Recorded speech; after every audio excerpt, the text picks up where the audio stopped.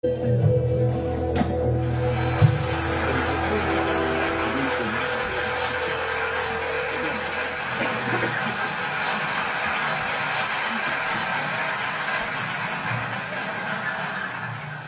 socialists seem to believe that people should be numbers in a state computer. We believe they should be individuals. We're all unequal. No one, thank heavens, is quite like anyone else, however much the socialists may pretend otherwise. And we believe that everyone has the right to be unequal. But to us, every human being is equally important. A man's right to work as he will, to spend what he earns, to own property, to have the state as servant and not as master. They are the essence of a free economy. And on that freedom, all our other freedoms depend. Tell me true, tell me why was Jesus crucified? Was it for this that Daddy died? Was it you? Was it me? Did I watch too much TV? Is that a hint of accusation in your eyes? If it wasn't for the nips being so good at building ships, the yard would still be open on the Clyde. And it can't be much fun for them beneath the rising sun, with all their kids committing suicide. What have we done, Maggie, what have we done? What have we done to England? Should we shout? Should we scream? What happened to the first world dream? Oh, Maggie, what did we do?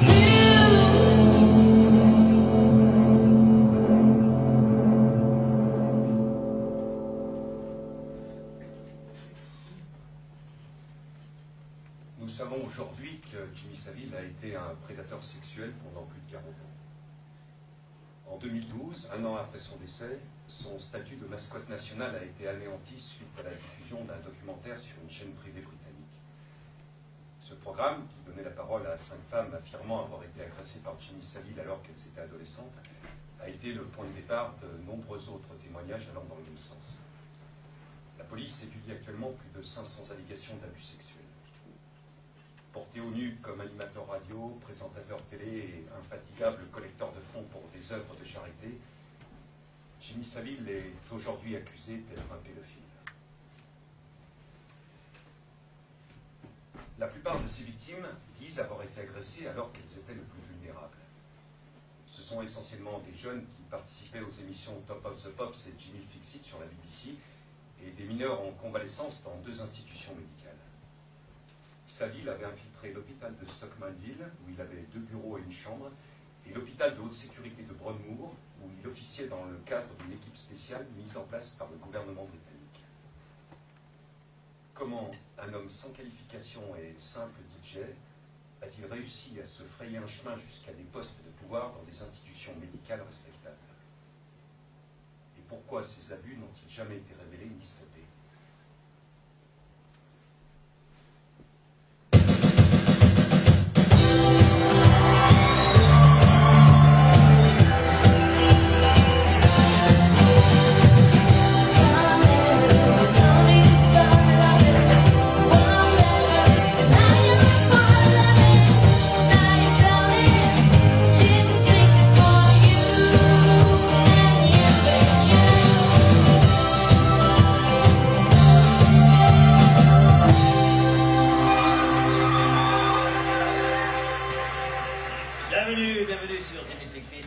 merci pour toutes vos lettres, les enfants. Et c'est parti. Celle-ci nous vient de Wigan. Ma maman m'a dit que les plus toi plus, je voudrais en sentir un. Est-ce que tu peux te charger de ça pour moi? De la part de Rebecca, 7 ans. Post-scriptum, est-ce que je vais être puni à cause de mon orthographe? Oh, bah non, mon trésor, tu ne seras pas puni, tu n'as fait aucune faute, tout est correct. Les plus toi plus. Comment sais-tu écrire cela à seulement 7 ans? De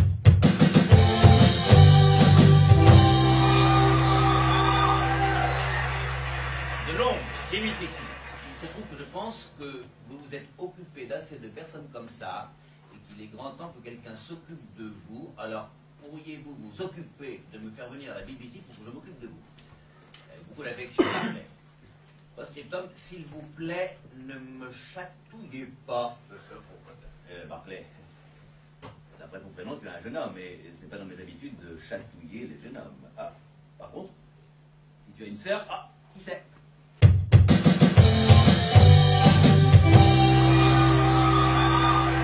maintenant, les amis, c'est avec un grand plaisir que je vous demande d'accueillir notre invitée du jour, une jeune et jolie fille d'à peine 11 ans et demi, et qui s'appelle Jessica. Encouragez-la, ladies and gentlemen. Jessica!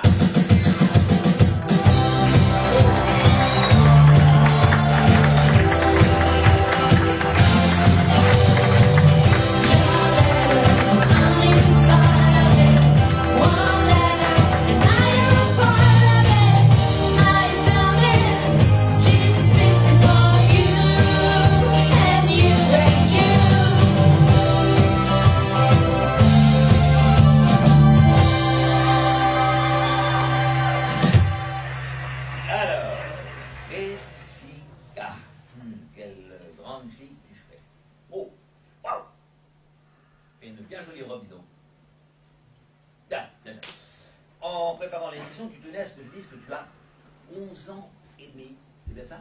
Oui. Bien. Maintenant, tu n'es pas très bavarde. Peut-être encore un peu impressionné par tous ces gens qui te regardent. Et sais-tu combien de spectateurs sont maintenant devant leur poste de télé?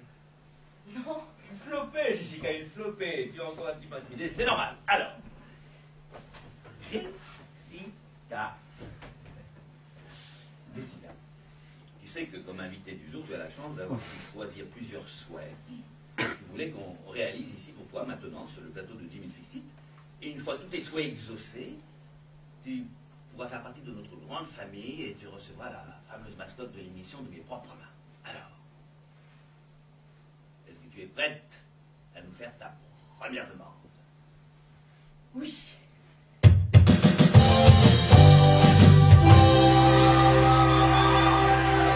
Vas-y, mon frère, vas-y. Dis ta lettre. De Londres. J'habite Londres. Jimmy, tu crois que tu pourrais te charger d'exaucer un souhait pour moi? Vas-y, ma chérie. J'ai entendu une musique hier à la radio, j'ai beaucoup aimé. Mes parents ont dansé toute la soirée sur cette chanson du groupe The Cars. J'ai pas très bien compris les paroles. Je me souviens qu'ils répétaient « Tu es juste ce dont j'ai besoin ». Tu pourrais les inviter pour jouer ce titre pour moi, de la part de Jessica, 11 ans et demi. Post-scriptum. Et moi, j'ai très envie de danser sur cette musique. Eh bien, Jessica, je crois que tu es notre petite chanceuse du jour, car regarde justement qui est présent avec nous ce soir. Ladies and gentlemen, The Cars!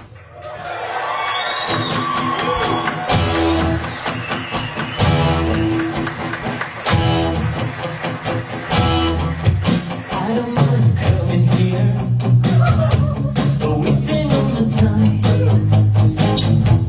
Stolen when you're so near, I kinda lose my mind. It's not a perfect night when it's not a ribbons in your hair.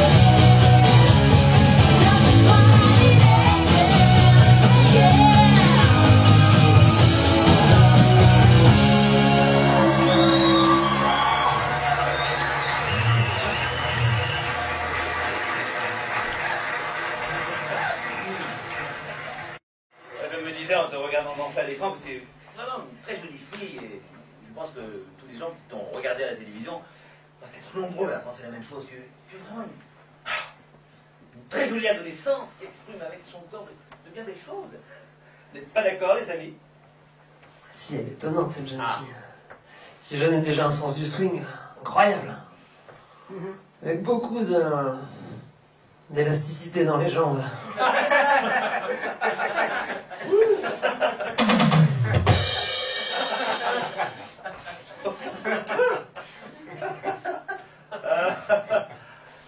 Beaucoup d'élasticité dans les jambes. Qu'est-ce que vous voulez dire par là?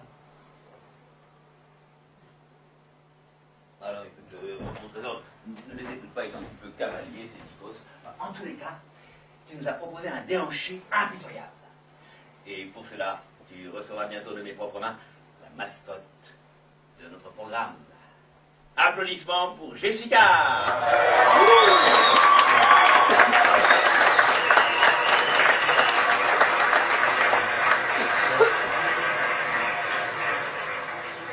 Aujourd'hui, dans Easy sur Life, nous recevons Jimmy Savile, officier de l'ordre de l'Empire britannique. L'homme qui à lui seul a réuni plus de 40 millions de livres en faveur d'œuvres caritatives est devenu une véritable institution britannique. Mais derrière ces folles coiffures et un sens de la répartie sans équivalent, se trouve un homme solitaire, que peu ont le privilège de connaître. D'où lui vient son énergie, à un âge où la plupart des hommes ont baissé les bras ou sont partis à la retraite. Ce soir, nous posons la question à Jimmy Savile.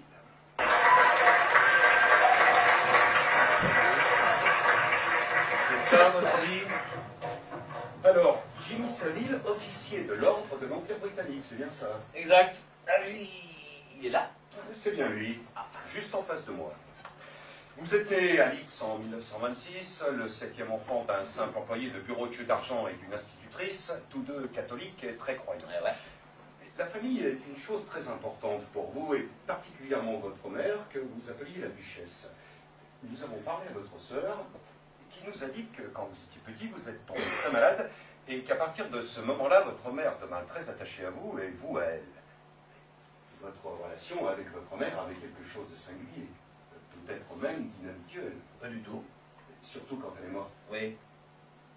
Vous êtes resté assis à côté d'elle pendant 5 jours. C'est ce qu'ont dit les journaux. Ne me dites pas que vous croyez ce que disent les journaux. Je vous pose la question à vous. Non, ça ne s'est pas tout à fait passé comme ça. Qu'est-ce qui s'est passé alors? Bon, alors d'abord, ma sœur a eu le grand honneur d'avoir chez elle la veillée funèbre de la duchesse. C'est cette même sœur qui nous a dit que vous êtes resté là-bas pendant 5 jours. Et tout le monde est resté là-bas pendant 5 jours parce que dans le nord de l'Angleterre, quand il y a une veillée funèbre comme ça dans une maison, ben, les gens passent, préparent le thé, discutent, on y faut aller tous les jours, comme tout le monde. L'impression que nous avons, c'est que si vous êtes resté assis à côté d'elle pendant 5 jours, si vous êtes resté auprès d'elle aussi longtemps, c'est que quelque chose de très important était en train d'arriver et que vous vouliez y faire face. Oui, peut-être. Et donc ça s'est bien passé comme ça? Non, pas vraiment. Il n'y avait pas quelque chose de macabre à cela, mais plutôt quelque chose de sympa. Surtout le dimanche. De sympa? Oui. Parce que ce jour-là, elle devait inaugurer une marche de 17 miles en faveur des Sœurs de la Miséricorde et, bon, bah, elle était morte. J'ai dû y aller, ouvrir la marche et puis revenir pour être auprès d'elle. Alors que j'étais là à travailler pendant qu'elle ne pouvait être présente à cet événement parce que, bon, bah, elle était morte. À quoi pensiez-vous lorsque vous étiez à ses côtés? À quoi je pensais? Ça fait longtemps. Maintenant c'est fini, mais quand elle était encore là, je devais la partager avec tout le monde, alors que maintenant, je ne vois plus la partager avec tout le monde, donc ça, c'est sympa. Vous avez commencé à mixer très jeune. Être un DJ ne vous a pas seulement apporté la célébrité, ça vous a aussi apporté des filles, beaucoup de filles. Non.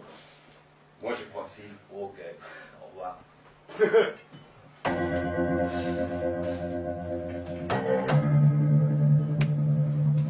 Bonsoir, Caroline.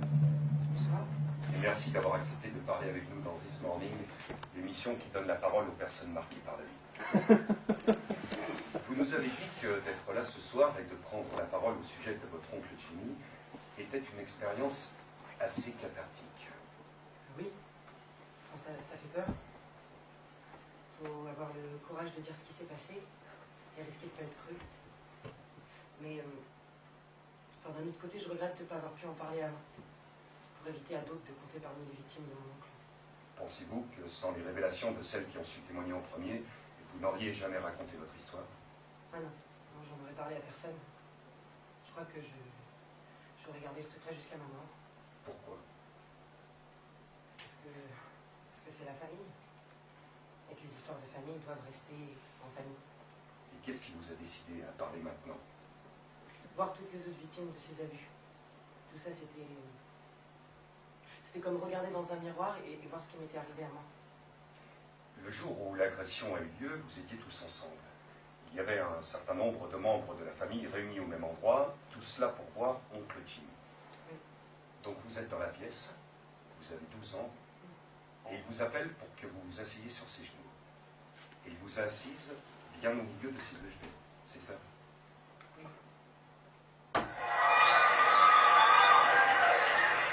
Nous avons aussi parlé de vos amis proches et collègues à la clinique générale de Leeds. Et il nous a dit que votre philosophie c'était « je ne me marierai jamais parce que je ne crois pas pouvoir rester plus de 3 jours avec quelqu'un ». C'est vrai ça, quand en matière de femmes vous vous lassez vite? Non, mais les femmes sont trop savantes. Je préfère les filles un peu naïves. C'est un autre style, vous voyez. Si tu es célibataire, c'est que pour une raison ou pour une autre, tu aimes être célibataire. Ça ne posait pas de problème à Jésus, ça m'en pose pas moi non plus. Donc les gens me disent, quoi, tu es toujours du garçon? Tu t'es jamais marié? Pourquoi tu t'es jamais marié? Oh, oui. Et les jeunes? Je suis pas encore là, moi. On ne se représente généralement pas Jésus en courant de jupe. Oh bon, pourtant il allait souvent s'éclater avec la jambe féminine dans les maisons closes, il parlait avec elle dans les bordels, il s'amusait quoi. Donc vous étiez comme lui? Non, je ne suis pas du tout comme lui, je prenais simplement l'exemple d'une autre personne célèbre. Quelqu'un de célèbre, de célibataire. Je lui allais bien, ça me va bien moi aussi. Mais vous vous ennuyez après 3 jours en compagnie de la même femme. Je resterai bien, ce sont elles qui se lassent de moi. Je suis un mec très ennuyeux. You see the girl at the back, she's a hit all the time, but she will go all the time every Saturday night. Oh come on, can't you see what's going on? She will make you alone. You see the girl at the back, it's a matter of time before the dogs get around your mind. Oh come on, can't you see what's going on? She will make you alone.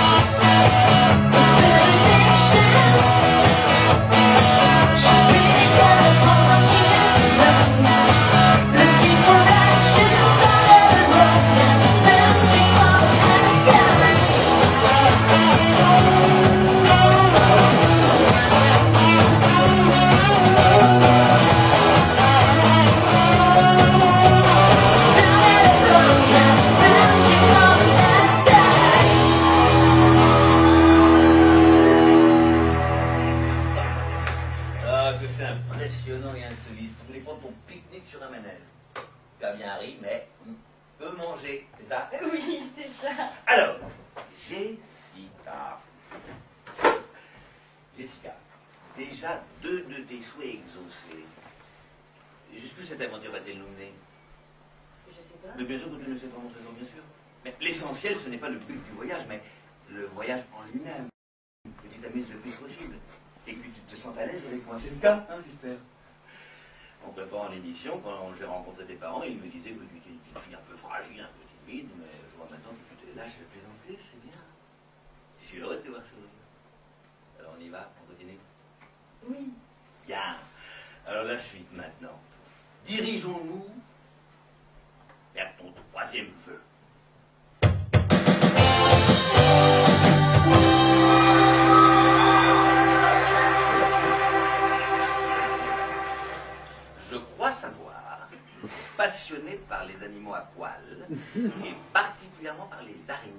bien ça? Oui. Tu veux nous parler de cette passion? Oui. J'aime beaucoup les mygales, les araignées les plus poilues de toutes les araignées. Ce qui m'attire chez les mygales, c'est le côté extrêmement dangereux de leur venin. Le venin des mygales est très puissant. Il provoque une paralysie immédiate de la proie, une mort rapide. Contrairement aux idées reçues, assez peu de morsures de mygales sont dangereuses pour l'homme, même si leur venin est quand même un puissant neurotoxique qui s'attaque au système nerveux périphérique, engendrant des douleurs, œdèmes, faiblesse musculaire, anesthésie, avec parfois des signes généraux d'hypersalivation, de nausées. Certaines espèces peuvent provoquer des réactions très graves, avec des cas de coma. Il est difficile de dire si certaines sont réellement dangereuses pour l'homme. Les seuls symptômes observés fréquemment sont des douleurs, des vomissements. Waouh! Impressionnant, incroyable.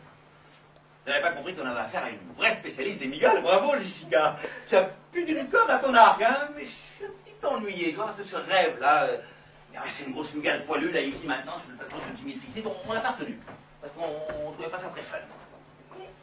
Par contre, il paraît que tu aimes beaucoup manger des bananes. Et ça, c'est plus drôle pour les spectateurs, c'est plus humiliant aussi, c'est plus sympa. Alors, tu es prête à manger ton fruit préféré devant nous? Oui, bien sûr. Comme je suis une enfant sans conscience du ridicule et que mes parents sont ravis que je passe à la télé, ils sont si fiers de ça, ils pourront parler longtemps de cet événement déterminant et fondateur dans ma vie de jeune adolescente et ils brilleront en société et auprès de leurs amis. Alors, je suis prête à vivre ce grand moment. Super. Alors on y va, c'est parti. Et voici la banane, mon trésor. Fais-en bon usage. Quand on s'assied sur les genoux de quelqu'un, on a soit les genoux au milieu, soit sur le côté. Mais moi, j'étais assise littéralement contre lui.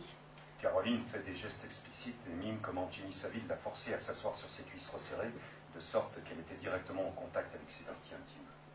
Et comme il me parlait, et que progressivement il s'est mis à parler de moins en moins fort, moi j'étais obligée de m'approcher de lui pour l'entendre. Parce que sinon je ne pouvais pas l'entendre. Et je me suis dit, il y a quelque chose d'anormal là. Puis il a commencé à me caresser le dos. Et vous voyez, enfin, comme un homme qui caresse le dos d'une femme quand il est amoureux, c'est toujours des caresses très tendres. C'est le contraire d'une tape amicale. Donc il me caressait de haut en bas le long de la colonne vertébrale. Et vous vous sentiez mal à l'aise? Ah oui. Quelque chose clochait, c'était bizarre. Mais il ne s'est pas arrêté là, non? Non. Il a décidé de continuer. Et en fait, j'avais une jupe très courte parce que moi, j'avais peur d'abîmer ma robe préférée. Alors, j'avais mis une vieille jupe d'enfant. Et donc, je me suis assise sur lui avec ma petite culotte et ma jupe trop courte. Et plus il me caressait, plus il se rapprochait de ma culotte. Je me suis dit, il y a quelque chose d'inconfortable, de dur. Sur quoi est-ce que je suis assise? Des clés de voiture.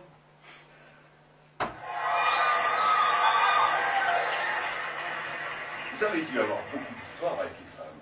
Heureusement, quitte à vivre si longtemps, on doit pouvoir avoir un paquet d'histoires. Et vous voulez en parler? Ah, malheureusement pour vous, non, vous voyez, j'ai jamais été une balancée. Hein. Un gentleman n'a dit jamais rien sur les filles qu'il a. On ne vous demande pas une liste de noms. On veut juste avoir une idée générale. On voudrait simplement savoir si votre vie était celle d'un DJ à la mode. Ouais, peu de choses. Je veux dire, vous savez, un gentleman ne parle jamais de femmes. Je ne sais pas d'où vous venez, ni quel milieu vous fréquentez, mais dans ceux que je fréquente, les femmes sont très... On ne raconte pas de ragots sur les femmes. Tout ce que ma mère m'a appris, c'est de ne pas parler la bouche pleine. Mais ça, c'est un autre sujet. C'est toi, la banane. Mais pourquoi? Plus ça l'excitait.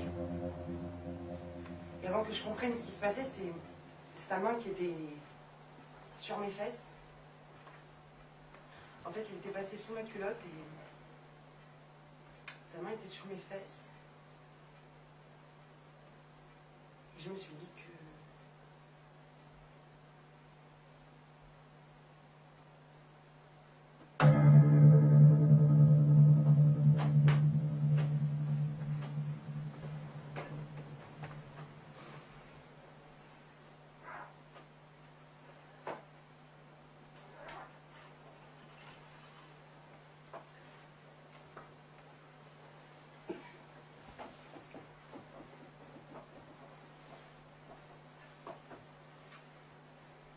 Donc tout se passe dans une pièce remplie de monde et personne ne s'est aperçu de ce qui se passait.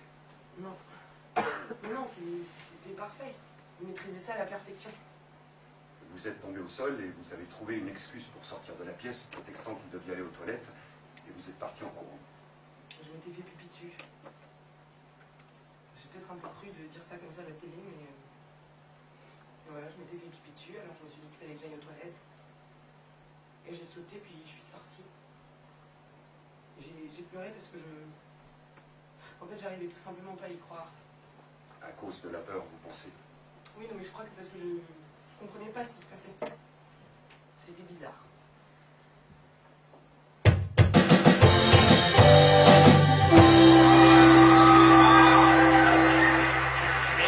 Et maintenant, Jessica, dirigeons-nous vers ton dernier rêve. Tu veux bien nous en parler? J'ai toujours rêvé de chanter au volant d'une voiture ou dans ma salle de bain. C'est original, ça. Allez, on regarde ce que ça donne, c'est parti. Hello, darkness, my old friend. I've come to talk with you again. Because a vision softly creeping left its seeds while I was sleeping. And the vision that was planted in my brain still remains within the sound of silence. In restless dreams I walked alone, narrow streets of cobblestone. Neath the halo of a street lamp, I turned my collar to the cold and damp. When my eyes were stabbed by the flash of a neon light that split the night and touched the sound of silence. In a major life soul, 10,000 people made it born. People told me when I was speaking, people hearing when I was listening, people writing songs that voices never shared. No one did. Just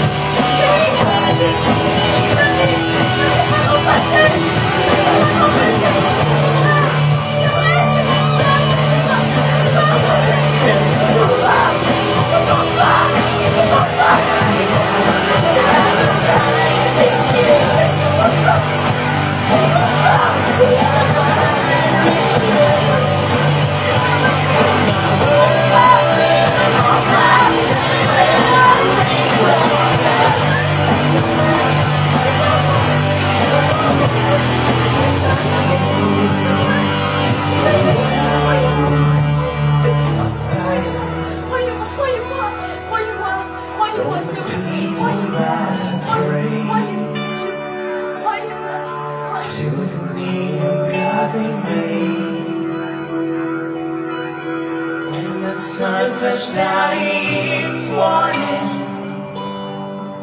to the sound that it was forming,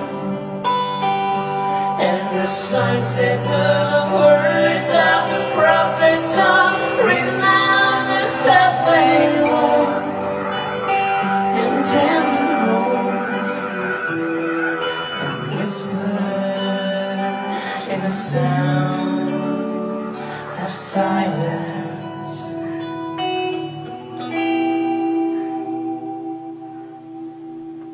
C'est drôle et touchant. Une vraie artiste qui s'ignore montre alors une vraie artiste. Vous voyez, ça fait plaisir de rencontrer des jeunes filles comme ça. Et je ne remercierai jamais assez tes parents de t'avoir mis entre mes mains. Je crois que tu te souviendras longtemps de ton passage à Jimmy Fixit. Et pour immortaliser ce moment, il est temps pour moi de te remettre la mascotte de l'émission.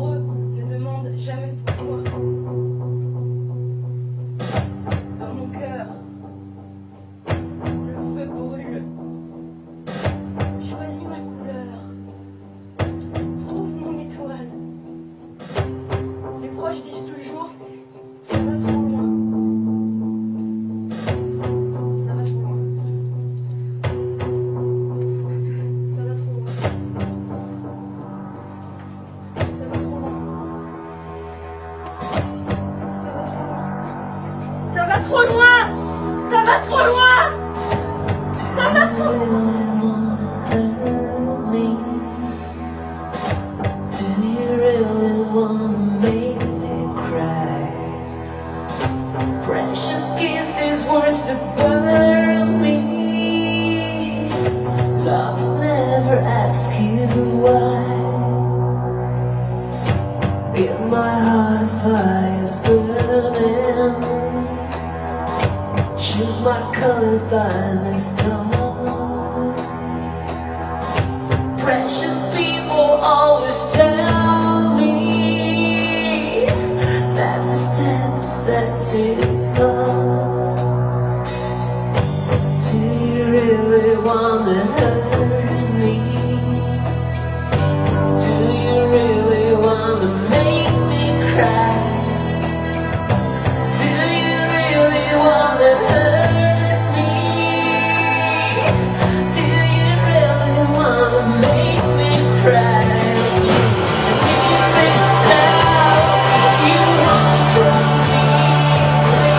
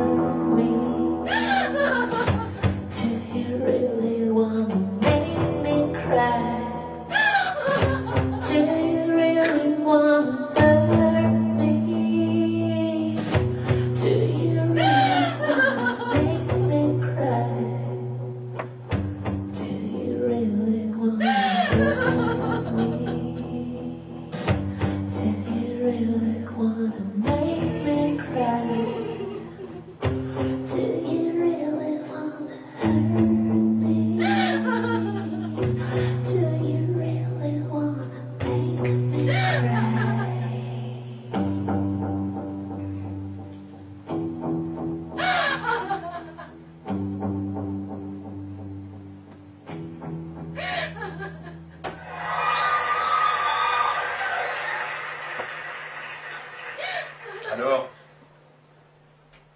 pourquoi avez-vous toujours évité les histoires sérieuses par le passé? Parce que je ne suis jamais resté plus de 48 heures dans la même ville, pas une seule fois. C'est un mode de vie, c'est comme ça. Si vous rencontriez une personne et que vous vouliez rester auprès d'elle, Je tombe amoureux tous les jours, moi, 2, 3, 4 fois par jour. Je peux me marier tout de suite. Sauf qu'après, je fais passer on doit se quitter parce que moi, je vais dans l'autre sens. Ou alors le train part et toi tu es là sur le quai de la gare, je veux t'épouser. La passion est tout près de la surface.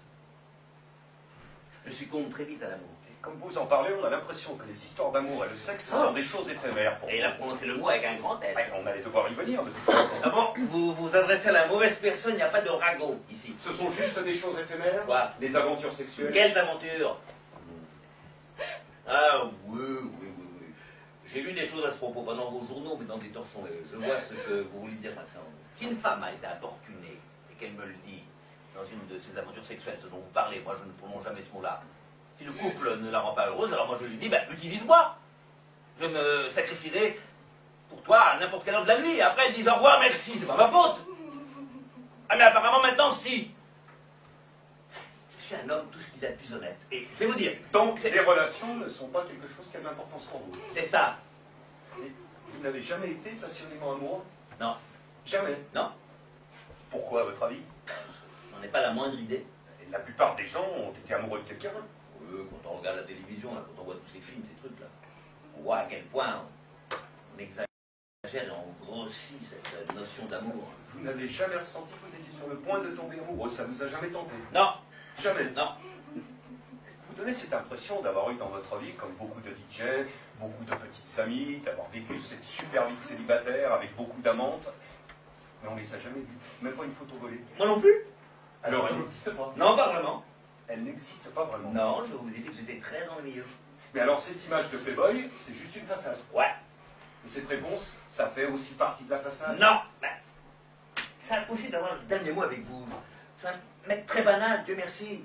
J'ai eu plein de relations intimes, mais comme je vous le dis, monsieur, je me la raconte, j'ai oublié chacune de ces femmes. Enfin, non. Je n'ai pas oublié. Mais je ne me souviens d'aucune d'elles maintenant. On ne vous a jamais vu avoir de sentiments durables pour une femme, à part pour votre mère. Pourtant, des relations comme ça, j'en ai eu plein à l'hôpital. Avec des hommes, des femmes, des adolescents, des vieux. Je suis tombé amoureux de vieilles dames de 98 ans, et elles sont mortes, et ça m'a brisé le cœur. Il y avait aussi cette fille de 17 ans dans un de mes hôpitaux, atteinte d'une maladie très grave. Je suis parti pour un enregistrement télé pendant un mois, et quand je suis revenu, et que je suis allé dans le service, et qu'elle a demandé à son amie, tiens, elle est où, pensant qu'elle était en train de suivre un traitement quelque part, et qu'elle m'a dit qu'elle était morte, je lui ai dit, impossible. Et la fille, voyant que j'étais bouleversé, qu'elle ne m'ait pas attendu, m'a dit, elle a voulu t'attendre, mais elle n'a pas pu. Je n'ai pu adresser la parole à personne pendant une demi-journée, et j'ai dû chercher un endroit dans l'hôpital, et je suis enfermé dans les toilettes toute une après-midi. Avez-vous raconté ce qui s'est passé à quelqu'un à l'époque? À ma grand-mère. Votre grand-mère, la sœur de Jimmy, elle était assise près de vous, non? Elle était en face. Jimmy était assis là et elle était en face et mon frère et ma mère étaient à peu près comme vous l'êtes maintenant. Enfin, par rapport à elle. Et quand vous lui avez dit, qu'elle répondu? Oh, elle m'a fait signe de terre. Chut, c'est Jimmy, t'inquiète pas, je vais m'en occuper. Vous pensez que la manière dont elle vous a répondu révèle quelque chose à son sujet? Caroline ne répond pas. Je veux dire, pensez-vous qu'elle était au courant de ce qui se passait? Oui.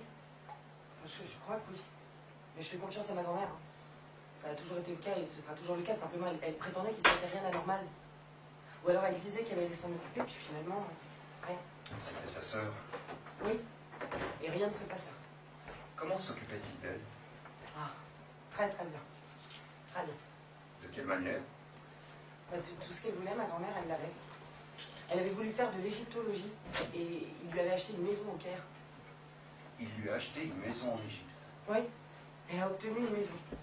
Et je vous dis, tout ce qu'elle voulait, ma grand-mère, elle l'avait. Vous pensez qu'il a acheté son silence? Oui. J'imagine qu'il y a une Jimmy Savile très solitaire, parfois une personne un peu sauvage, quelqu'un qui doit se battre sans cesse contre la solitude, une vie sauvage et sombre. Jimmy Savile, seul au monde. Être solitaire n'a rien à voir avec le fait de se sentir seul. Beaucoup de gens sont solitaires de nos jours, ça ne veut pas forcément dire qu'ils sont seuls. Si je décide d'aller m'entraîner dans les collines, je choisirai d'être seul, j'irai courir 4 ou 5 heures. Il n'y aura personne d'autre que moi, mais je ne me sentirai pas seul. Je serai seul. Votre motivation pour les œuvres de bienfaisance ne vient-elle pas du besoin d'être entouré? Autrement, votre vie serait très solitaire. Ah oui. Si je n'avais pas 3 hôpitaux dans lesquels me rendre, ça fait longtemps que je serais assis à regarder les murs. Et ça, c'est pas bon. Vous n'avez plus vu Jimmy pendant 3 bonnes années, c'est ça? Enfin, je veux dire, vous lui parliez occasionnellement au téléphone, mais ce n'est que le jour de vos fiançailles que vous l'avez revu. Il disait vouloir venir faire le DJ. Oui. Vous ne vouliez pas qu'il vienne, mais encore une fois, la famille... Ouais, la famille. Enfin, tout le monde était impliqué. Mais c'était une situation très différente. Vous étiez un peu plus âgé, vous aviez 15 ans, vous aviez votre fiancé avec vous, vous pensiez donc être en sécurité. Oui. Une fête de fiançailles à 15 ans? Oui. C'est très jeune. J'étais un peu bête à 15 ans. Je suis tombée enceinte. Donc, même si vous ne pouviez pas vous marier, c'était pour montrer à la famille que la volonté était là. Oui, c'est ça. Moi, ça peut paraître idiot, mais enfin... Quelquefois, les jeunes filles de 15 ans font des choses un peu stupides. Donc, que s'est-il passé cette fois? Il était dans le coin du DJ, et votre mère a suggéré que vous lui portiez à voir. Oui, alors quelque chose que je voulais justement pas faire, hein, parce que c'était dans un coin de la salle qui était sombre, et je voulais pas le faire, mais j'étais pas à l'aise. Vous ne lui faisiez pas confiance. Mais non, je lui faisais pas confiance. Et s'il était encore vivant aujourd'hui, je lui ferais pas confiance. Donc, Caroline a pris à boire, elle est allée là. Il fallait passer derrière lui pour lui donner la boisson.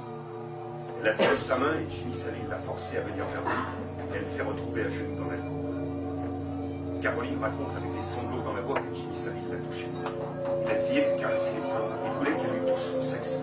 Elle ne voulait pas, elle lui a dit de la lâcher. Elle lui a dit qu'elle n'aimait pas ça. Mais les gens parlaient très fort à cause de la musique. Du coup, si elle criait, personne ne l'entendrait. Elle ouvrait la bouche, mais les mots ne sortaient pas. Keeps beating my heart when you're around, and I fantasize you share and I die. I keep waiting for somebody to save me tonight.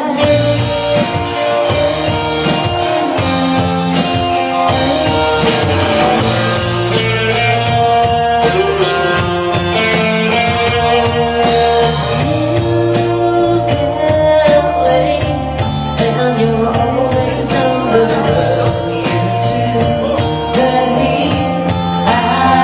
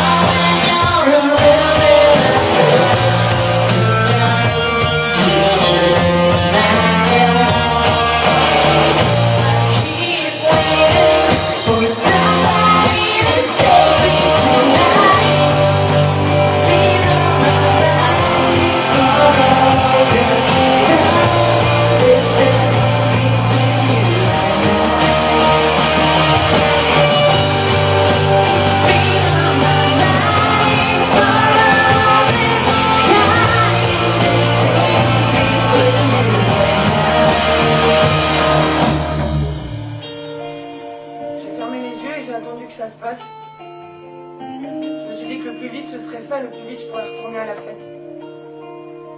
Et comme j'ai jamais revu après, à part brièvement un enterrement, rien n'a été dit. Rien. Si on avait raconté des histoires sur Jimmy Savile, sa célébrité aurait disparu et moi j'adorais dire qu'il était mon oncle. J'étais fière. Il avait une aura de célébrité immense. Et c'est sûr que c'est ça qui a empêché les gens de parler. Le pouvoir existe et la célébrité est une forme de pouvoir.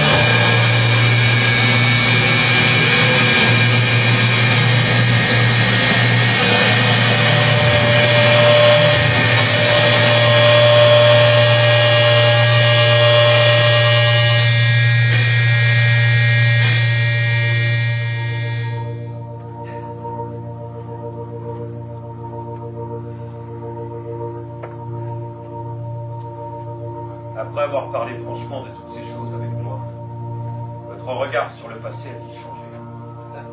Non, pas vraiment. Je me suis levé ce matin en espérant que le monde serait beau et j'irai me coucher en espérant ne pas avoir eu à changer d'avis. C'est à peu près ça ma philosophie.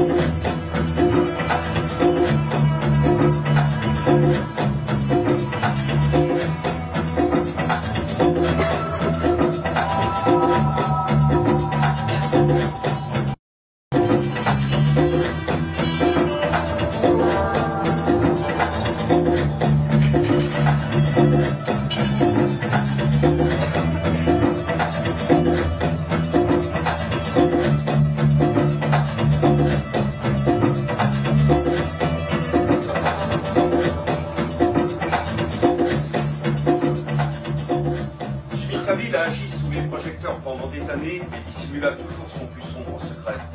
Mais vers la fin de sa vie, après des décennies passées à abuser des enfants, les journalistes commençaient à poser des questions embarrassantes. La presse cherche toujours à découvrir notre part d'ombre. Mais chez moi, elle n'a jamais rien trouvé. Je n'ai pas de part d'ombre. Et les yeux dans les yeux, je peux vous le dire. Je suis un mec banal. N'importe quel journaliste de la presse people vous dira deux choses.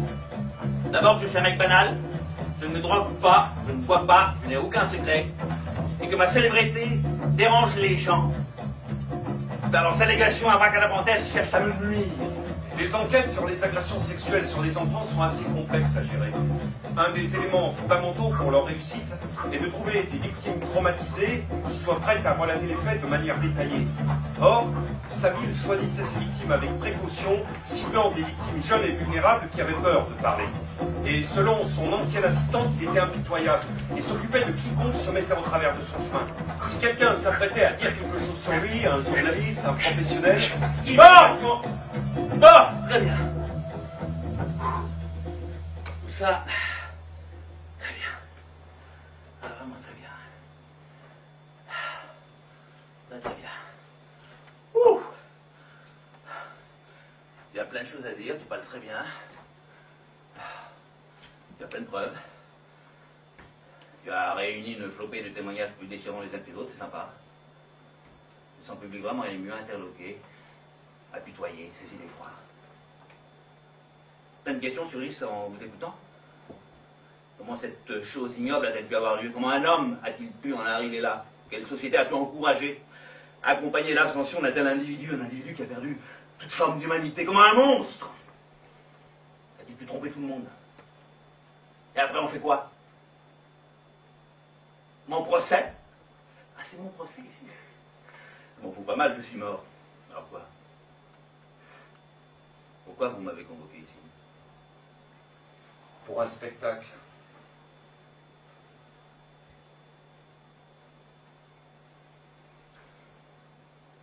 Ah, c'est pour un spectacle.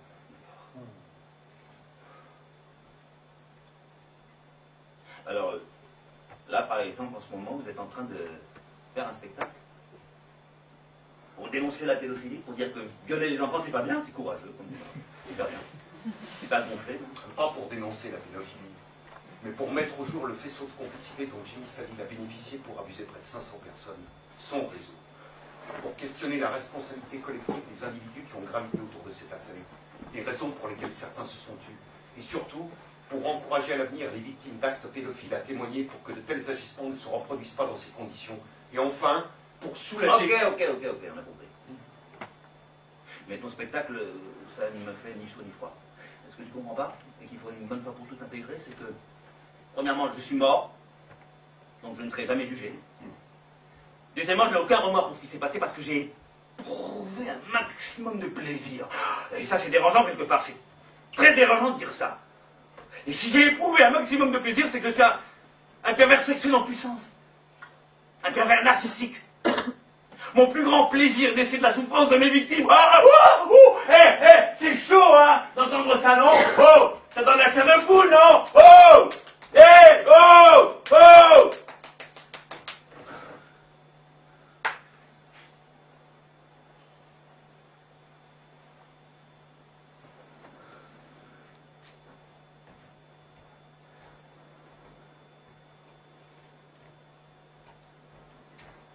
Parce que si on s'aventure sur ce terrain-là, le terrain de la psychanalyse, alors là, c'est vertigineux.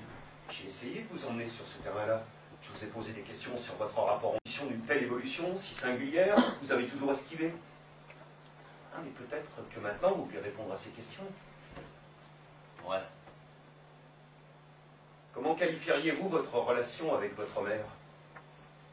La duchesse? Avez-vous souffert de maltraitance dans votre enfance? Mais quelle maltraitance? C'est à ma mère, la duchesse, à qui il aurait fallu poser cette question. C'était quoi son intention en m'élevant? Si des gens pensent que j'ai une pathologie, ce n'est pas forcément de maltraitance. Peut-être, au contraire, j'ai été particulièrement gâté, et ouais, c'est ça. Si on nourrit un enfant avant qu'il ait faim, s'il obtient avant de désirer, il n'aura jamais le besoin de formuler de désir, et donc il ne connaîtra jamais la frustration. Or, c'est justement dans sa rencontre avec le désir et le renoncement qu'un homme se développe. C'est dans sa rencontre avec les règles, les limites qui se structurent. Un enfant qui ne connaît pas de limites ou qui rencontre des limites trop écrasantes ou paradoxales aura d'énormes difficultés à se structurer. Et moi, quand j'avais une pulsion agressive sexuelle, passe à l'acte. Alors que le névrosé, lui, s'en sera empêché. Et puis aurait refoulé et sagement déplacé sa pulsion. Ah, moi, je n'avais pas vu. Ça vous surprend tout ça. En fait, en ce moment, comme j'ai du temps et que je m'ennuie ferme, je lis beaucoup un auteur, Paul Racamier, qui s'est beaucoup intéressé à toutes ces questions. Et même si je suis un adepte de la nécrophilie, j'ai trouvé du temps pour dévorer tous ces ouvrages. Paul Racamier a inventé un terme génial. Il parle d'antédipe, ce qui est avant, et qui empêche d'accéder à l'Oedipe. Il écrit qu'une relation incestueuse des parents vis-à-vis de leur enfant est à l'origine de ce qui empêchera son évolution. Et elle ne permettra pas d'accéder à l'Oedipe pour se séparer d'eux. Pour une personne normalement structurée, quelqu'un loin de moi, en fait, le fantasme est fort. Il permet de pallier les désirs interdits. Pour moi, le fantasme est faible. Je ne supporte pas la frustration, je ne peux pas me contenir. Je suis dans le passage à l'acte. Ce complexe d'Oedipe est un fantasme destiné à le rester. Il peut être refoulé chez moi. Le rapport ambigu à ma mère. C'est inscrit dans la réalité et à empêcher mes fantasmes de s'élaborer. Ouais, c'est ça. On ne peut que fantasmer ce qui est inaccessible. Un enfant qui dort dans la chambre de ses parents ne fantasmera jamais d'y accéder puisqu'il y est. Celui qui a passé le complexe d'Oedipe a un développement sain. Celui qui n'a pas dépassé le complexe d'Oedipe est névrosé. Celui qui n'aborde pas le complexe d'Oedipe est psychotique. Et moi je suis un putain de psychotique. Wouh! Please allow me to introduce myself. I'm a man of wealth.